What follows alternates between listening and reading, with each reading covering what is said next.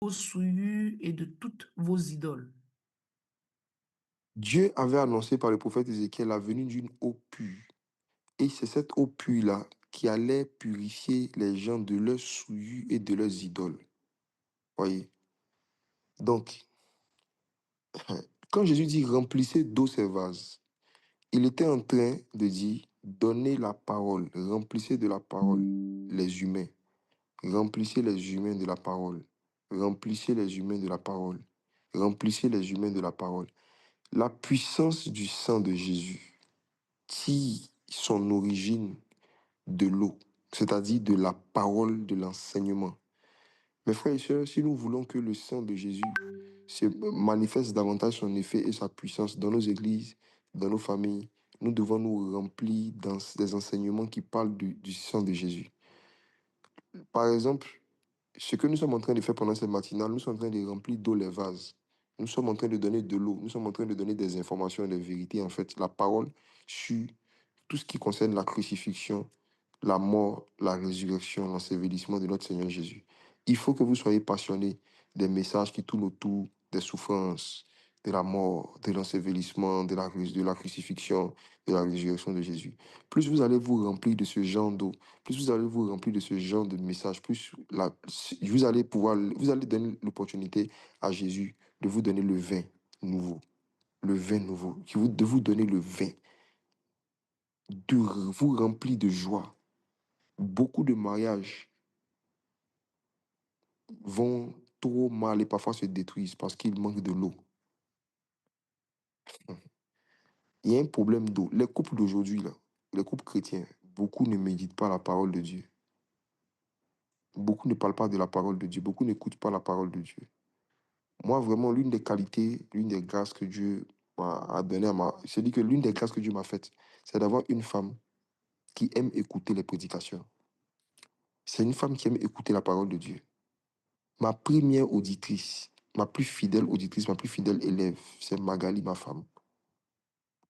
C'est rare de voir même des femmes, des hommes de Dieu qui écoutent les enseignements de leur mari. Je vous dis la vérité, hein. Il y a beaucoup là. Quand cette histoire des moments pastoraux leur monte à la tête, elles sont saoulées. Pendant les cultes, pendant les prédications, pendant les enseignements, tu les vois se balader, se promener dans la salle comme des esprits errants. Elles vont pas s'asseoir pour écouter la parole de Dieu comme tout le monde. Elles vont pas s'asseoir pour écouter la parole, pour écouter les prédications comme tout le monde. Elles se sentent au-dessus de l'enseignement de la parole. Pourquoi? Parce que celui qui est en train de parler, elle le maîtrise. C'est son gars. Le maîtrise. Les frères, vous qui n'êtes pas encore mariés, l'un des critères que vous devez regarder avant de vous engager avec quelqu'un, est-ce qu'elle aime l'eau? Est-ce qu'elle aime la parole de Dieu? Est-ce que c'est quelqu'un qui prête un intérêt aux prédications, aux enseignements? Si tu veux savoir si ta cheminante est normale, faut la regarder comment elle se comporte quand on est en train de prêcher. Il faut vraiment la regarder, il faut vraiment l'observer, son comportement pendant les enseignements. Et comment est-ce que l'attention, l'intérêt en fait qu'elle montre aux enseignements, même quand vous êtes seul là, hein, même quand vous êtes seul, que tu veux l'exhorter, ou bien que tu veux partager un enseignement, comment elle réagit? Il y a des filles Chanel, des fiancées Chanel. Quand le cheminant, elles sont en train de causer, ils causent de tout et de rien. Elle est souriante. Quand il va commencer à dire, ah, vraiment, partageons un peu une méditation, mais j'ai médité quelque chose aujourd'hui. Tu veux commencer à partager deux, trois éléments avec elle. Elle veut dire, hé, hé, il y a quoi même? Toi, tu veux montrer que tu es trop spirituel. Tu veux montrer que tu es trop spirituel. Toi, tu veux dire quoi même? Toi, tu veux dire quoi? Oh, un peu seulement Jésus, un peu seulement Jésus. Oh, il n'y a pas que ça dans la vie. Il n'y a pas que ça dans la vie, mon frère. Quand une femme commence comme ça, tu vois que c'est un vase vide, un vase sans eau. On veut la remplir d'eau, on veut remplir d'eau ce vase. Le vase se fâche, le vase dit, hé, pourquoi tu veux mettre l'eau dans mon corps? Moi, l'une des façons dont j'ai testé Magali avant de me mettre en relation avec elle, avant même de lui dire que j'ai des sentiments pour elle, je lui offrais des livres chrétiens. Je lui offrais des livres et je lui demandais de lire. Et quand il finit, on en parle. Jamais elle ne s'est mise en colère. Jamais elle s'est fâchée. Je lui offrais même des cahiers, des blocs-notes pour qu'elle note sur les prédications. Jamais elle ne s'est fâchée. C'est comme ça, j'ai dit, non, celle-là, c'est une bonne personne. Parce que je vous dis la vérité, hein. C'est pas parce que quelqu'un est toujours à l'église que la personne est chrétienne. C'est le rapport que la personne a avec sa Bible, avec la parole de Dieu, qui montre vraiment sa relation avec Jésus. Jésus, là, Jésus est la parole de Dieu faite chair. Il n'est pas autre chose, hein. Donc, toute personne qui n'a pas d'intérêt pour la parole de Dieu n'a pas d'intérêt pour Jésus. Jésus dit remplissez d'eau ces vases. C'est vraiment important. Remplissez d'eau ces vases. Remplissez d'eau ces vases. Je vais recommencer comme avant, comme ceux que j'avais formés il y a 10 ans. Je vais recommencer cette nouvelle génération que Dieu m'a donnée là, qui m'a découvert ces 12 derniers mois ou ces 2 dernières années. Je vais recommencer comme je l'avais fait avec ceux qui étaient moi il y a 10 ans, à vous donner de longs enseignements. Je suis devenu très bref.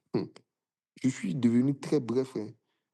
Quand on fait les cultes, mais quand on fait les veillées, et puis je prêche pendant 2 heures, là, c'est rien, hein, j'ai changé. 2 heures, c'est rien. Il faut qu'on vous remplisse d'eau. La quantité d'eau que vous avez là, la quantité d'eau que vous avez là, c'est rien. Aujourd'hui, à cause du fait que surtout les dimanches, on fait plusieurs cultes, à cause de la gestion de l'espace, comme on ne peut pas venir nous tous en un coup, on fait 2 cultes, on va passer même bientôt à 3 cultes. Ça fait qu'on diminue la quantité d'eau, tu vois, non? On vous donne un peu d'eau, 30 minutes, 1 heure d'eau, 1 heure, 1 heure 10, mais ça, c'est rien. Mais ça, c'est l'entrée. Ça, c'est l'entrée de l'eau. La Bible dit que l'apôtre Paul avait commencé à enseigner un soir. Il a enseigné toute la nuit jusqu'à minuit. Il y a un qui est mort dedans. Il a enseigné jusqu'à... Il y a un qui s'appelle Étichus. Il est mort. Paul est descendu. Il allait le ressusciter. Il a fait remonter le gars. Il a continué à l'enseigner encore. On va vous enseigner jusqu'à ce que vous mourrez. Et si vous mourrez, on va prendre votre cadavre, on va ramener votre cadavre dans la prédication et on va continuer à vous remplir d'eau. C'est l'instruction qu'on a reçue du Seigneur. Remplissez d'eau ces vases. Parce que c'est la méthode de Dieu la plus efficace pour que vous expérimentez la puissance du sang de Jésus. S'il n'y a pas d'eau, il n'y aura pas de vin. S'il n'y a pas beaucoup d'eau, s'il n'y a pas beaucoup d'eau, il n'y aura pas beaucoup de puissance. S'il n'y a pas beaucoup d'eau, il n'y aura pas beaucoup de puissance. S'il n'y a pas beaucoup d'enseignement, il n'y aura pas beaucoup de vin.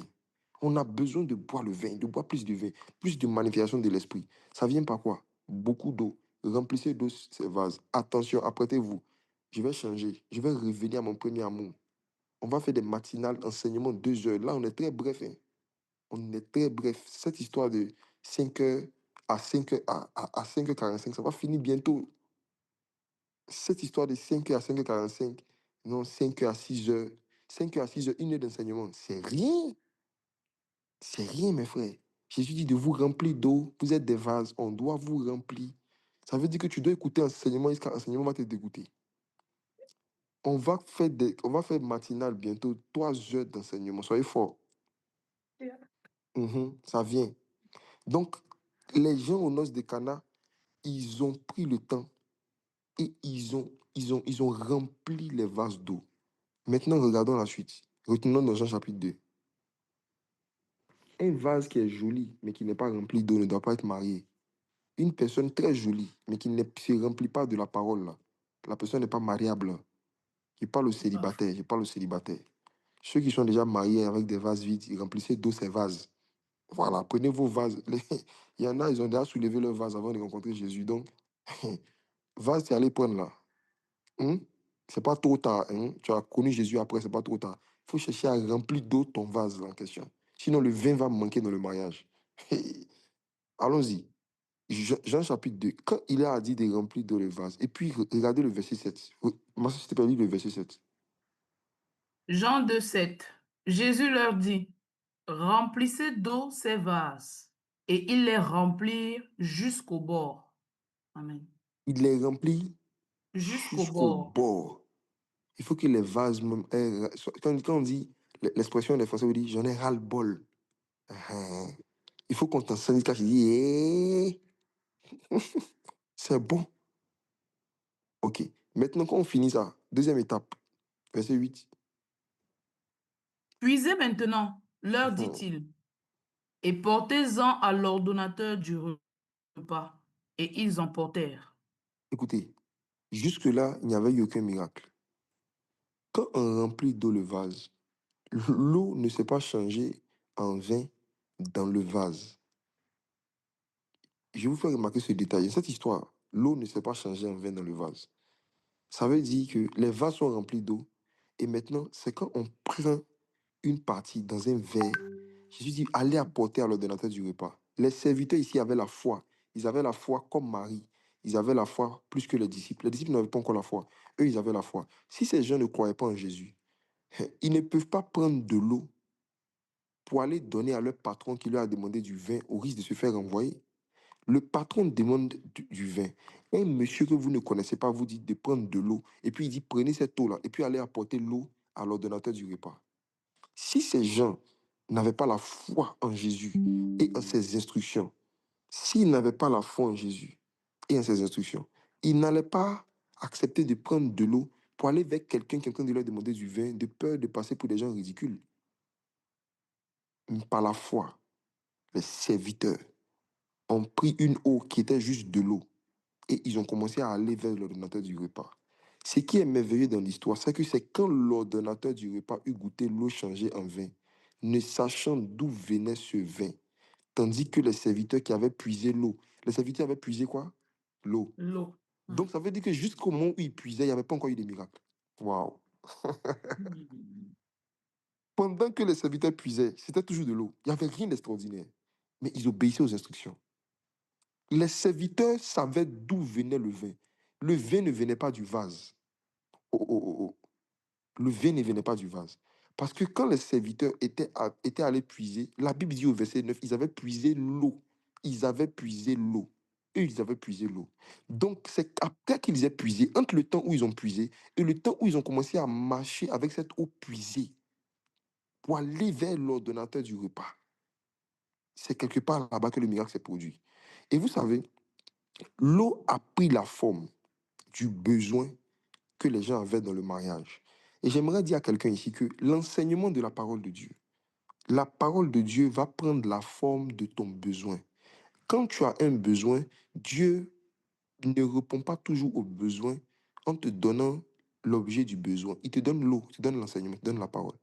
Si tu acceptes de boire la parole, tu acceptes de boire les enseignements et que tu acceptes de marcher avec l'enseignement, pendant que tu es en train de marcher avec les enseignements vont se transformer en ton miracle. Les enseignements vont se transformer en la chose dont tu as besoin dans ta vie, dans ton mariage, dans ton travail. C'est les enseignements que tu as puisés. Oh, c'est les versets que tu as puisés dans la Bible, ça qui va se changer en vrai. Donc, écoutez-moi, la puissance du sang de Jésus n'agit pas quand on dit j'invoque le sang. C'est vraiment par ça que je vais terminer. Comprenez quelque chose, hein. Si vous voulez que le sang de Jésus agisse, ça n'agit pas quand on dit j'invoque le sang. La puissance du sang de Jésus agit quand on invoque l'eau. Je reprends. La puissance qu'il y a dans le sang de Jésus, ça n'agit pas quand on dit j'invoque le sang, j'invoque le sang, j'invoque le sang. Ça agit quand on puise les enseignements. En fait, c'est l'eau que tu as puisée. Ce sont les enseignements que tu as écoutés, que tu as retenus, que tu as mémorisés, que tu as emmagasinés. C'est ces enseignements-là que Jésus va utiliser pour manifester la puissance qui est dans son sang. Le sang vient de l'eau. Le vin vient de l'eau. Comme au temps de Moïse et de Pharaon, si on veut du sang, il faut au préalable qu'on ait beaucoup d'eau. Et c'est cette eau-là qui va produire le sang. Comme aux noces de Cana, si on veut du vin, du sang, il faut qu'il y ait beaucoup d'eau. Et c'est cette eau qui va produire. Et donc, si quelqu'un veut beaucoup expérimenter la puissance du sang de Jésus, il faut qu'il aime beaucoup d'enseignements. Il faut qu'il ait mémorisé beaucoup d'enseignements de Jésus. C'est la quantité d'enseignements de Jésus que tu vas emmagasiner qui va déterminer la quantité de puissance du sang de Jésus que tu veux expérimenter. Je dis que c'est la quantité d'eau de Jésus que tu vas emmagasiner, que tu vas puiser, qui va déterminer la quantité de la puissance du sang que tu vas vivre. C'est pourquoi beaucoup de personnes qui ont l'habitude de dire j'invoque le sang, je mets le sang sur ma voiture, je mets le sang sur mon pantalon, je mets le sang. Les gens prennent le sang de Jésus pour faire peinture. Il y a des gens qui invoquent le sang de Jésus sur les murs de leur maison. Ils disent, j'invoque le sang sur ce mur, j'invoque le sang sur ma voiture. Un matin, tu vas te réveiller, tu vas voir que ta voiture est devenue rouge. Si tu continues, ta voiture bleue, tu continues de peindre ça avec le sang de Jésus. Un matin, tu vas te réveiller, tu vas voir vraiment que c'est devenu rouge, hein. Vous devez comprendre que le sang de Jésus est venu pour régler des problèmes. Il y avait un problème, par exemple, de vin dans le mariage. Ils avaient besoin de vin. Donc, Jésus donne l'eau et celui qui prend l'eau, qui puise l'eau, à partir de cette eau, son problème de vin est réglé. Le sang de Jésus vient régler des problèmes. Tu as besoin de guérison, tu dois prendre les enseignements de la parole de Dieu qui parlent de la guérison, écouter, mémoriser. Et ces enseignements-là vont se transformer en guérison. Tu as besoin de délivrance, tu prends l'eau de la parole de Dieu, tu mémorises, tu emmagasines, et les enseignements de la parole de Dieu que tu as mémorisés vont se transformer en délivrance. Tu as besoin de sagesse dans la vie pour faire des bons choix. Tu dois mémoriser, écouter les enseignements. Et les enseignements que tu as mémorisés, écoutés, vont se transformer en sagesse à l'intérieur de toi. Tout ce dont tu as besoin, tout ce que tu désires dans ta vie est dans l'eau, dans la parole de Dieu. Dans l'eau, dans la parole de Dieu. Maintenant, quand l'ordonnateur du repas, Jean 2, verset 9, eut goûté l'eau changée en vin, ne sachant d'où venait ce vin, il a dit quoi au verset 10? Parce que tu peux lire cette phrase, c'est merveilleux. Il lui dit, tout homme sert d'abord le bon vin, puis le moins bon après qu'on s'est enivré. Toi, tu as gardé le bon vin jusqu'à présent.